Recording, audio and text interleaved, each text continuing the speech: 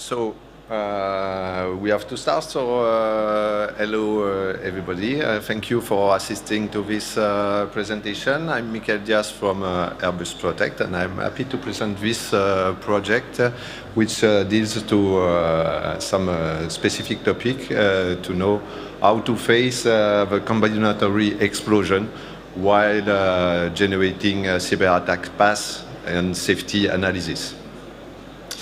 So first, I want to remind that this project and the work you will see was extracted from a multi-partner research initiative, and I thank Theo Siru and all the team to share all the material you will see here. As you will see, the project is a bit complex to be presented in 20 minutes, so I will put a lot of material on the slide.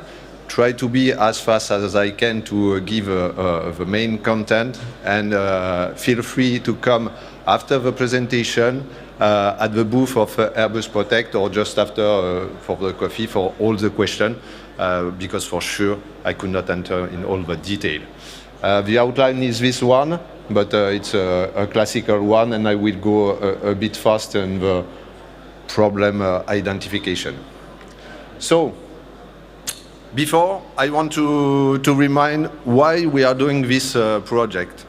Because we have to be sure, and I know that you are already convinced, that the cyber attack is a real threat for the safety, and even in aeronautics. For those who are not already convinced, just read the Eurocontrol report in 2021 called Airlines Under Attack, and you will see how fast is growing this threat.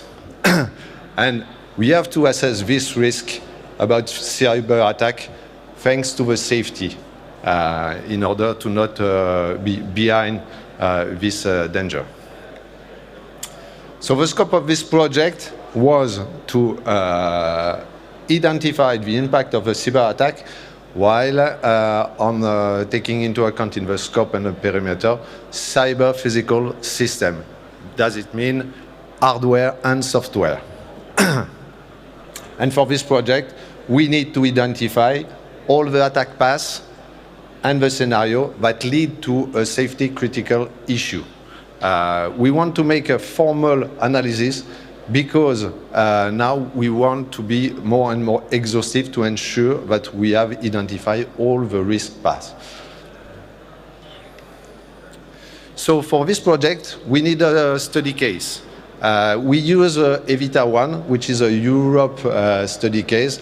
It is not the latest one, it's a 10-year-old study case, but the advantage is that we have all the material, all the analysis, both for safety and cyber events, and this allows us to challenge our result and to see if our new methodology that we propose is relevant or not. So you will see that the material is here, and in this specific use case, we just identified two feared events, which are this one, unauthorized brake and attack on active brake, because it is the event that we see having a safety issue on the passenger. Now, to go forward, we need a language, a formal language. Our past experience in safety, for us, AIRTEC is the most suitable one, because it allows for the discrete event system to have the most expressiveness of the event and of the transition made. I will not enter in the detail. This is an open language available for all, and if you want some detail, you can see on it. Then, having a language, we have to model all the system into a modeling tool in a MBSA. You missed some letter behind. So in a model-based safety assessment, we are using our tool, Symphia. Why? Because it is used for years and years in safety and gives a lot of good results for safety, and allow us to use all algorithms to automate the analysis. with this tool, you can see that modeling the Evita use case, we have something not that much complex, only 14 components, 21 links, and 60 transitions. For safety analysis of a system, it's not a very big, complex system. But you will see the result. Now we have to check for the attack propagation. And here, we replace some safety event of a failure with the attack transition as the event of a situation modeled. So, using the tool, we made a combinatory exploration with the algorithm, and they check all the path and all the transition running through the starting of a system and going forward until they reach a critical safety issue. Here you see one example of a sequence that lead, starting from the use of a diagnosis tool, to the feared event. Doing this, all this algorithm, we have the full list of a sequence. I remind, not a that much complex system, and here is the result. More than 500,000 of sequence identified as reaching a critical path for safety. You see, it is impossible to analyze all this sequence to see where are the vulnerability in the system. So we need to filter this, because we know that in some sequences are more predominant than others. In safety, we use what we call the minimal set, and we make this. We start with a short path, and we use, here you have a simple example. Some paths are longer, and we take the assumption that the longer paths are the less probable to happen because the failure have a rate of occurrence, and the more you need failure, the lower the probability is.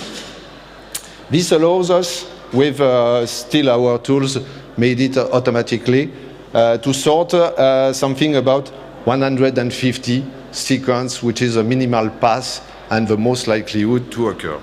If we add the cutoff, which is the safety use for sort a little the most probable sequence, you can reach something about lower event, and that can be an analysis.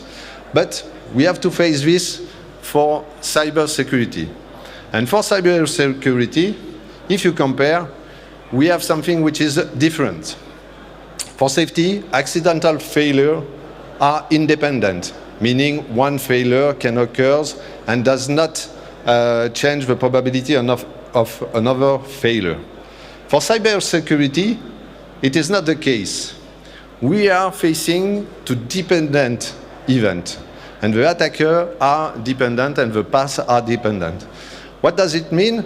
It means that the way we filter for safety with the length of a path, of a sequence, is not relevant for cybersecurity, because longer paths can be more likely paths to be done, and most relevant paths to be analyzed. So we need to find something different and to define something which is related to the attacker's effort to reach the goal, which is to reach the feared event. And for this, here it's a more complicated part. I will go a bit in detail, and for those who wait for formulas, you will have it now. This new approach is to introduce a footprint criteria. So in discrete event system, when you have a transition done, then you have the next transition for a set of next transition. The transition which are not enabled before and after the previous transition, the transition that are not enabled before and enabled after, the transition enabled before and not after, and the one which is enabled before and after. We sorted the two first one, the transition, because when the transition is not enabled after, the path is stopped. It does not go further.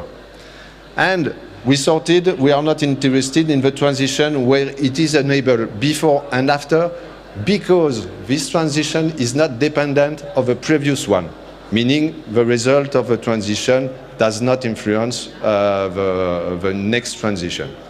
So the only transition where we want to put the emphasis is the transition where it is not enabled before and it is after.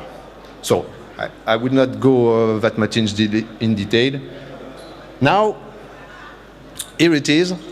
In order to define the criteria, footprint criteria, for each transition related to the previous transition, we add a value of 1 if it is an independent transition, and 0 if it is a dependent transition. Like this, we will put a weight and we will emphasize the transition, the dependent transition. Then for a full sequence, we just have to put the sum of all the transition value, you see this, and we take the assumption that the first value and the first transition is equal to 1 because the attacker has at least to do one effort or one transition or one event. So at least it is 1. So here you can see that this footprint is a way to explore the path and to see how much path the attackers is exploring. And just an illustration of how it works. So don't check to this system. I simplified a little bit to a 4-component system just to show the difference between the two way of analysis and two way of exploration. So here, in the classical exploration, with this 4-component system, if you want to analyze and you put a filter for the length of a sequence of 4, you would have 16 paths to explore.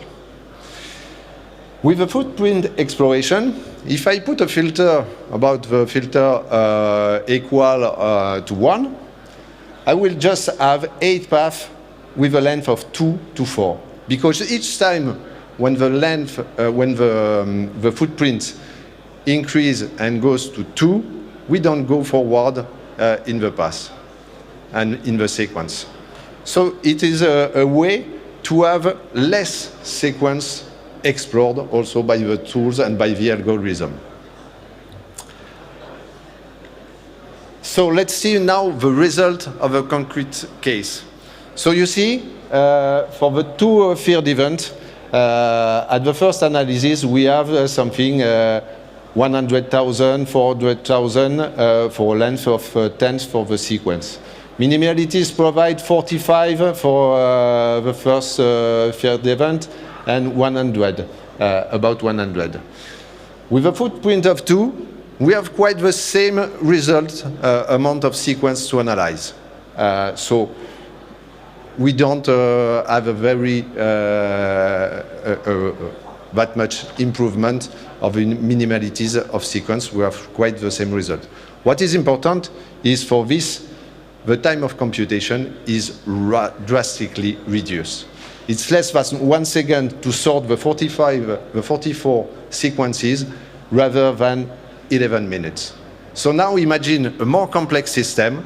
The 11 minutes can be hours or days, while it could be sequence or minutes with our footprint methodology. And then, if we go more in the filtering, you see that going to the footprint of 1, we can reduce and identify the 13 sequences which are the most relevant to be studied for cyber attacks impact on safety. So to conclude, we have shown with this project that today it is possible to assess the risk generated by a cyber attack and to avoid the explosion of state of a sequence. To do this, Our recommendation from this project is first, use the modeling tools. If you have one, you can use it. We use Symfia Neo, mainly based on Altarica because it's the most suitable language and most efficient language. Then integrate a new algorithm of footprint to sort the cyber criteria.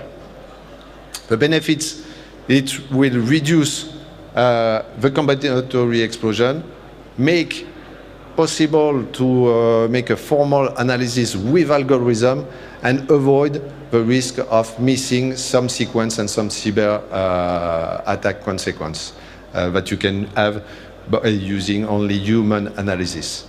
And then it is more and more applicable to complex systems. So this is not the end of our project, because now it is the first time we develop this methodology.